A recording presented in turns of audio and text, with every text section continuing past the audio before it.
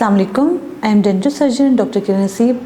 आज मैं आप लोगों के साथ एक केस डिस्कस करूंगी। अच्छा, सबसे पहले तो मैं आपको ये बताऊंगी कि बहुत सारे पेशेंट्स जो है ना, उनको इस बात में फ़र्क भी नहीं पता होता कि दर्द है कहाँ। ये नहीं कि दांत में दर्द है या गम्स में पेन है।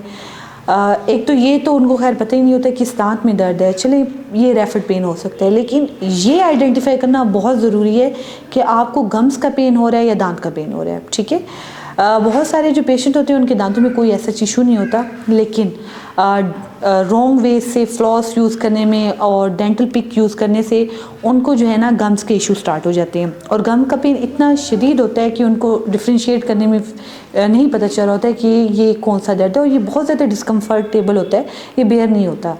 तो आप लोग ने ये ख्याल रखते हैं कि एक तो सबसे पहले अगर इस तरह के कोई भी इशू स्टार्ट होते हैं तो माउथ वॉश इस्तेमाल करें आप। ठीक है, और आजकल जो है मार्केट में बहुत ज़्यादा अच्छी चीज़ें आ गई हैं गम्स डिजीज़ को कवर करने के लिए।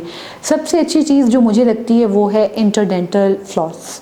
इंटरडेंटल फ्लॉस तो है ही है, लेकिन एक और है इंटरडेंटल ब्रश। ठीक है, ये बहुत मज़े के बहुत प्यारे से छोटे से ब्रश होते हैं। ठीक है, और बहुत सॉफ्ट होते हैं। इनका काम होता है कि आपने इनको माउथ वॉश के अंदर डिप करके और जहाँ पर आपको पेन फील हो रहा है वहाँ से आप जस्ट इसको पास करें।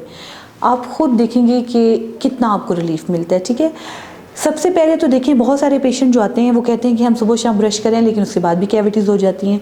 तो आपको ये जानना ज़रूरी है कि जो दो दांतों के दरमियान में खाना फंसता है ना, उसको कैसे निकालना है आपने, और उसको निकालना ज़रूरी है। वो कैविटीज़ काज करता है और वो दोनों दांतों की मीजर और डिस्टल सरफेस पे वो अंदर कैविटी स्टार्ट कर देता है। ठीक है, और दो दांत इससे ख़राब होते हैं।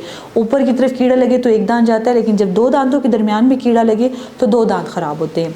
तो सबसे पहले तो आप डेंटल फ्लॉस यूज़ करें, लेकिन अगर आपको डेंटल फ्लॉस सही तरीके से यूज़ करना नहीं आता तो आप डेंटल फ्लॉस की तरफ ना जाएं, आप इंटरडेंटल ब्रशेस की तरफ जाएं।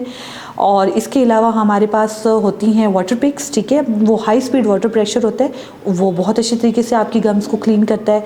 इसके अलावा जो है आजकल ये फ्लॉस पिक्स आ रही हैं, वो भी इजी टू यूज़ हैं, आप उसको इस्तेमाल कर सकते हैं।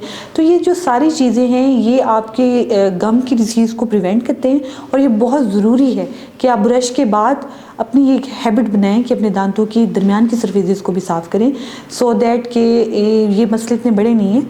अगर आप डेली बेसिस पे क्लीन करेंगे तो आपको जो है गम्स के इशू नहीं होंगे। Thank you so much.